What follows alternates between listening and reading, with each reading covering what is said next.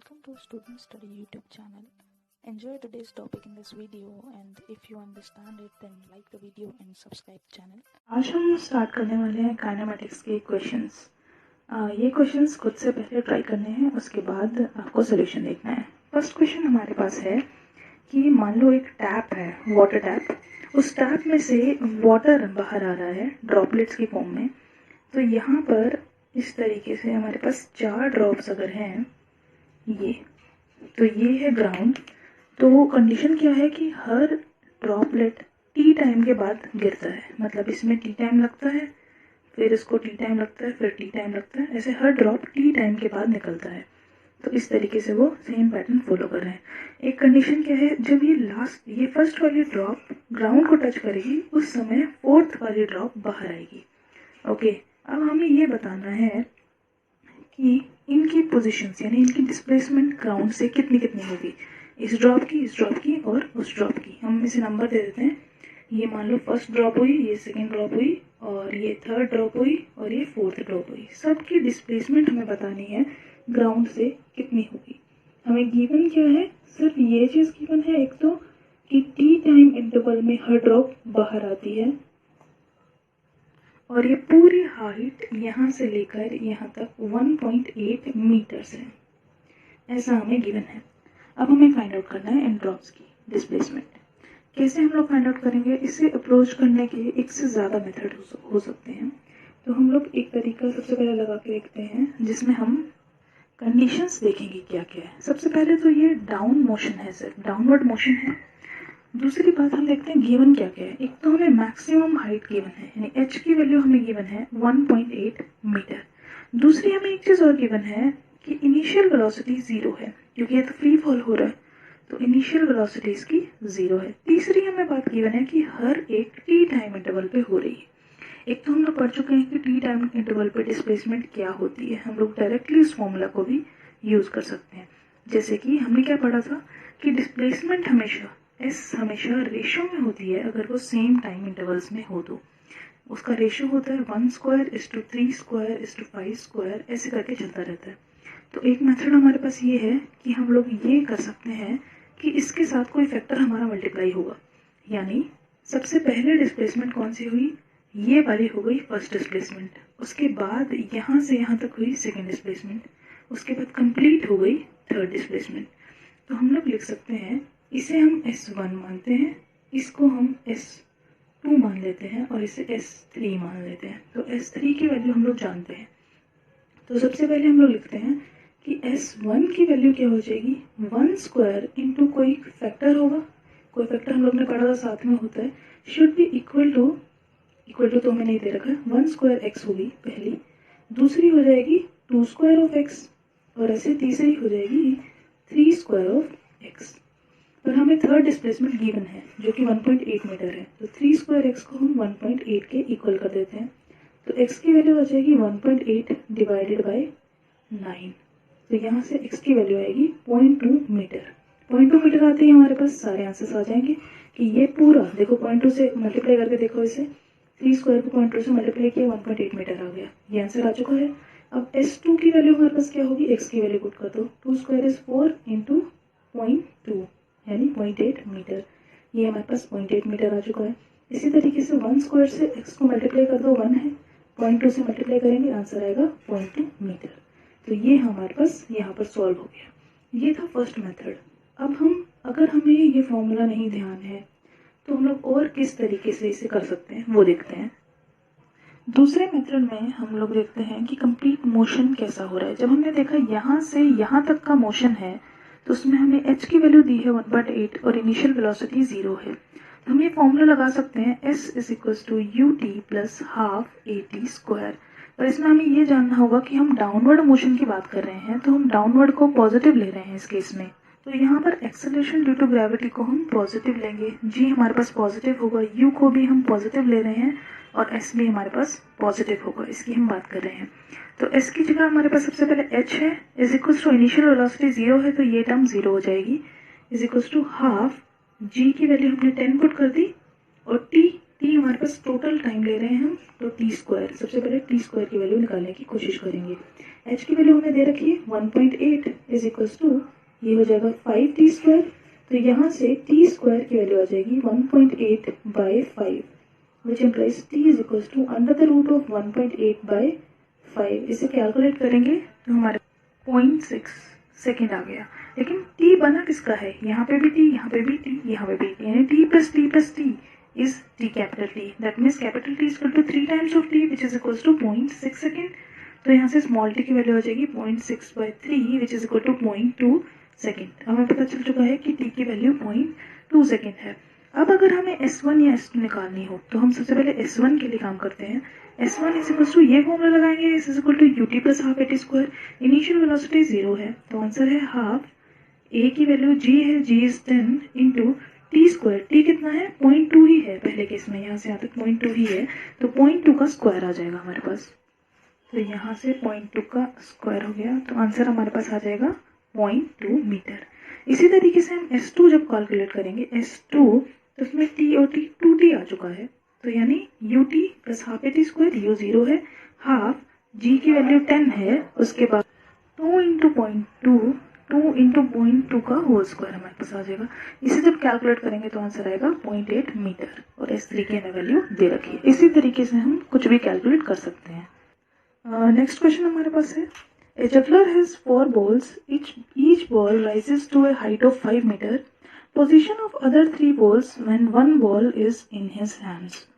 इसमें क्या कहना चाह रहा है वो कि एक जगलिंग कर रहा है जगलर, उसके पास 4 बॉल्स है, हर एक बॉल मैक्सिमम जो है 5 मीटर तक जा सकती है।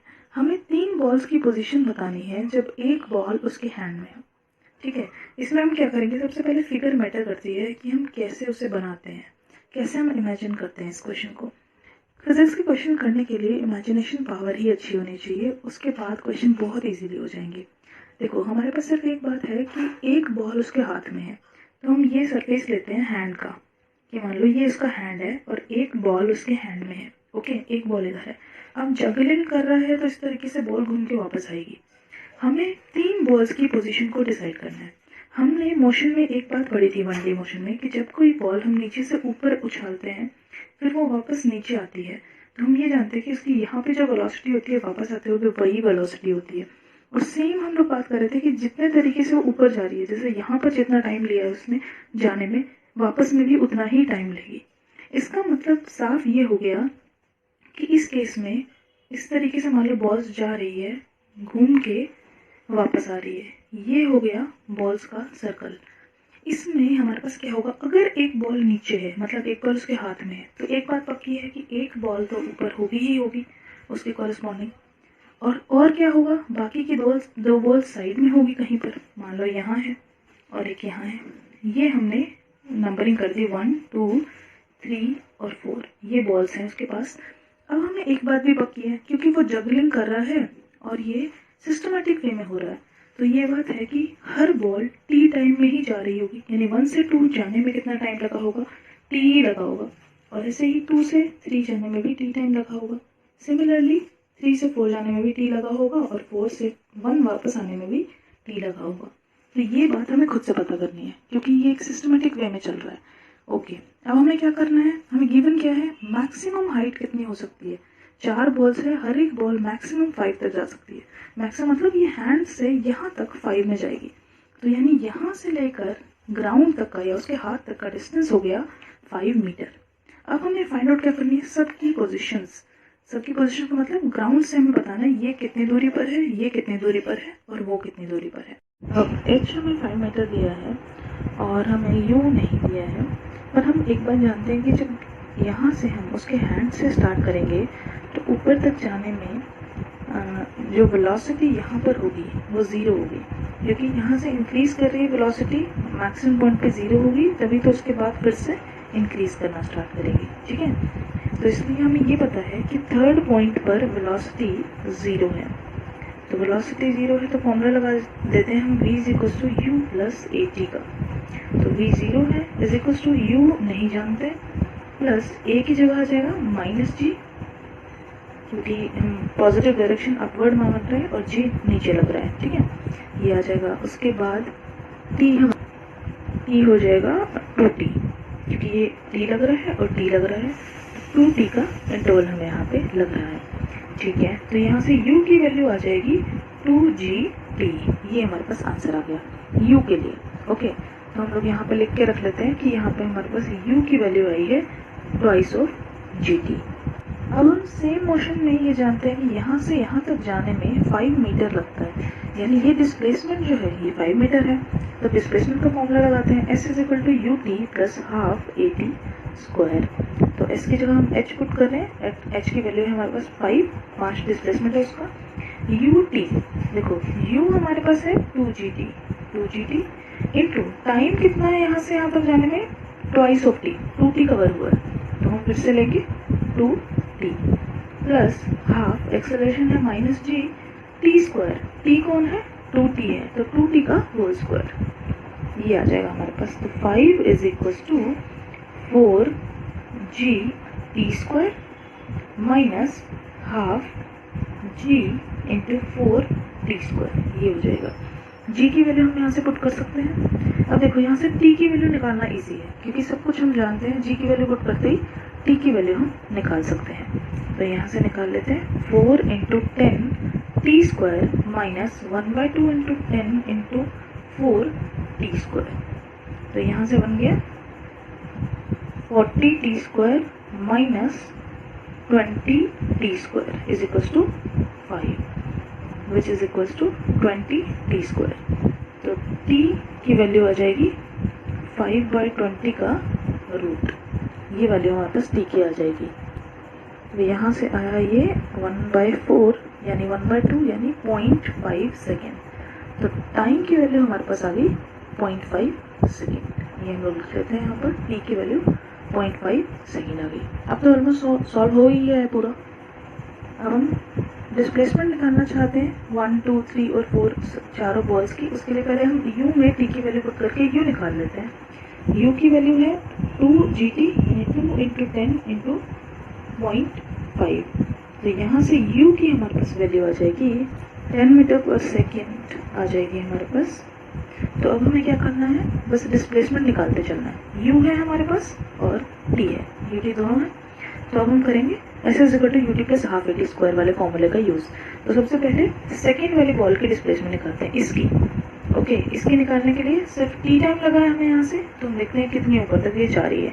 u t plus half a t square, तो u है 10 इंटू t है हमारे पास 0.5 प्लस है माइनस आ जाएगा हाफ, g के लिए माइनस 10 है इसलिए t स्क्वायर इज 0.5 का स्क्वायर। तो इस तरीके से हमारे पास s2 की वैल्यू आ जाएगी। इसे कैलकुलेट अगर आप करेंगे तो हमारे पास आंसर आएगा 1.25 मीटर, ये आ जाएगा। सिमिलरली अगर हम कैलकुलेट करेंगे S3 तो हम जानते हैं 5 मीटर है, ये तो हमें क्लियरली पता ही था। S4 कैलकुलेट करते हैं। S4 अगर हम कैलकुलेट करेंगे तो उस केस में हमारे पास क्या हो जाएगा, सेम तरीके से हम काम करेंगे ut plus half a t square करके। इसमें क्या होगा, इसमें वैसे हमें कैलकुलेट करने की ज़रूरत नहीं है। क्यों नहीं है पता है, देखो यहाँ से यहाँ तक 5 मीटर है और यहाँ से यहाँ तक हमारे पास कितना है 1.25 मीटर। तो हमें ये पूरा कैलकुलेट करना है, तो हमें ये पता है ये भी तो 1.25 हुआ। तो अगर हम 5 में से 1.25 को माइनस कर दें तो ये डिस्प्लेसमेंट हमारे पास आ जाएगी सिंपल। नहीं तो आप s equal to u t plus half a t square लगाएंगे, सेम आंसर आएगा हमारे पास।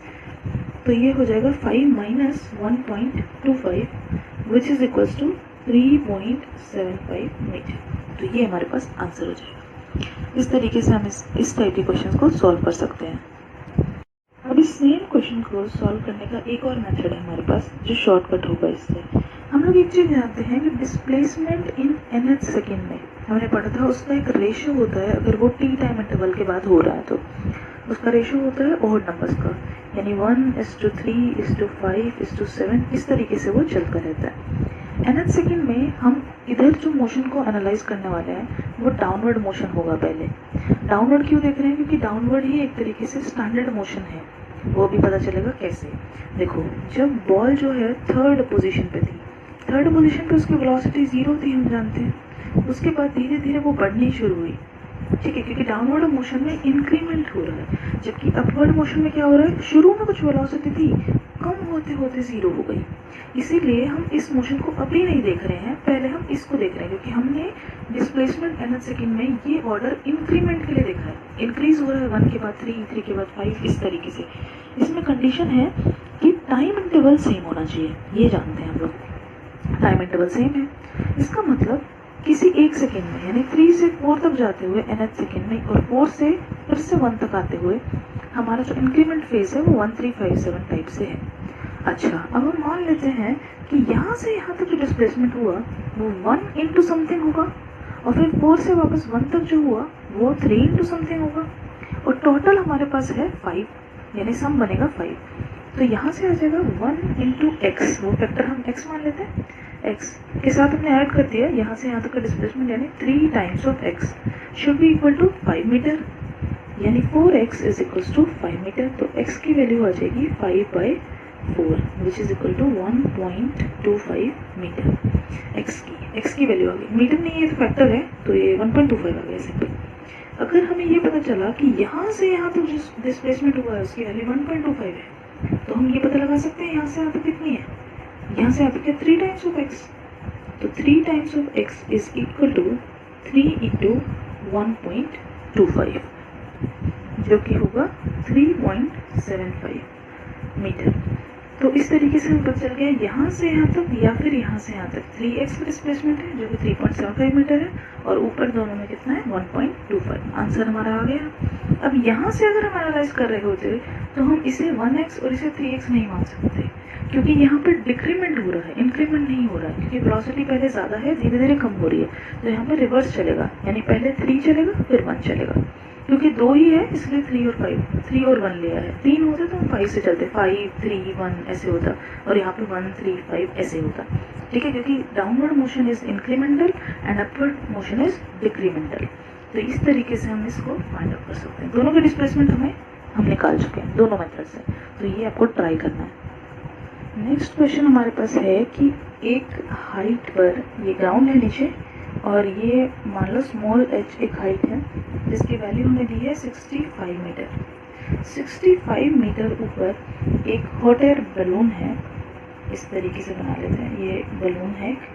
इस बलून में आप एक स्टोन फेंकते हो, अगर एक स्टोन को ऊपर से फेंकते हो, यहाँ से फेंका आपने और यूं आकर वो नीचे गिर गया, इस जगह से फेंका है। ओके, तो यहाँ से यहाँ तक की हाइट हम h डैश मान लेते हैं।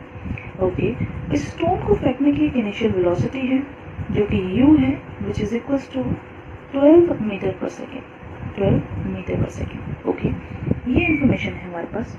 अब हमें बताना क्या क्या है। सबसे पहले बताओ कि time of flight, time of downfall कितना होगा, time of basically fall, time of fall हमें बताना है, कितने टाइम में वो स्टोन फॉल होगा ऊपर से। ठीक है, उसके अलावा हमें बताना है डिस्प्लेसमेंट कितनी होगी, डिस्प्लेसमेंट कितनी होगी स्टोन की। ठीक है, और उसके बाद बताना है डिस्टेंस कितना कवर किया स्टोन ने। ओके, और बताना है कि फाइनल वेलोसिटी जब वो नीचे टकराएगा तो उसकी फाइनल वेलोसिटी कितनी होगी। ये 4 क्वेश्चन हमें बताने हैं। ओके, इन्फॉर्मेशन देखते हैं क्या क्या है। एक तो हाइट की वैल्यू दी है कि हम कितने ऊपर है, 65 मीटर पर। दूसरा दिया है इनिशियल वेलोसिटी की वैल्यू जो कि 12 मीटर पर सेकेंड है। अब ये कौन सा मोशन है जो हमने केस नंबर 3 पढ़ा था, ये वो मोशन है जिसमें हम पूरे मोशन को एक तरीके से भी देख सकते हैं। ओके, इस मोशन को देखने के लिए सबसे पहले हमें डायरेक्शन सबसे ज़्यादा ज़रूरी है। यू हमारा इसे ऊपर की तरफ फेंका गया है, स्टोन ऊपर की तरफ फेंका गया है, तो हम लोग मोस्टली पॉजिटिव मोशन उसे ही मानते हैं जहाँ पर यू होता है, तो हम मानेंगे कि यू जो है वो पॉजिटिव होगा यहाँ पर।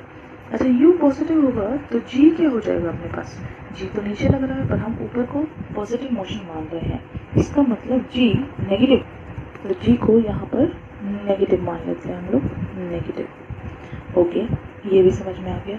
उसके बाद क्या करना है, एच यानी कि डिस्प्लेसमेंट या डिस्टेंस के लिए जो हम लेंगे वो हमारे पास पॉजिटिव होगा। ठीक है, अब स्टार्ट करते हैं। अब हमें करना क्या है, सबसे पहले टाइम निकालना है।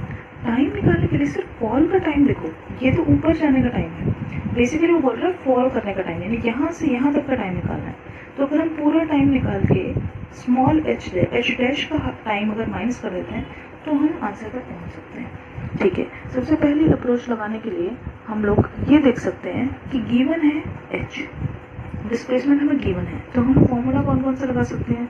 एक तो लगा सकते हैं s = ut + ½ at² लगा सकते हैं, क्योंकि इनिशियल वेलोसिटी भी गिवन है। तो पूरे मोशन पर हम लोग ये फॉर्मूला लगाते हैं, कौन सा, s = ut + ½ at²।